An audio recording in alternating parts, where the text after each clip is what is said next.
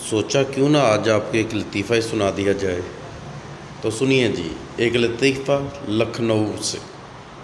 ہاں ہاں ہاں ہاں لکھنؤ میں ایک استاد صاحب بڑی ثقیل قسم کی اردو بولا کرتے تھے، یعنی کہ مشکل، اور اپنے شاگردوں کو بھی یہی نصیحت کیا کرتے تھے کہ جب بات کرنی ہو تو مشکل الفاظ میں اور اصل اردو کے لہجے میں کیا کریں، یعنی کہ تشبیہات، استعارات، محاورات اور ضرب الامثال سے آراستہ پیراستہ اردو زبان استعمال کیا کریں۔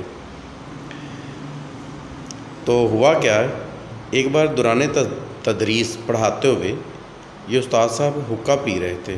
انہوں نے جو زور سے حقہ گڑگڑایا، یعنی کہ کھینچا،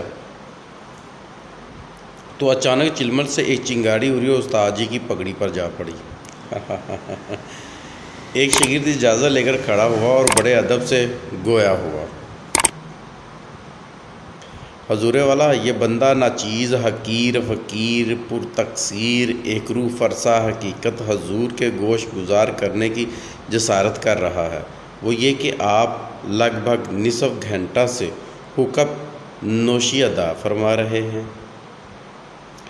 چند ثانیے قبل میری چشم نارسا نے ایک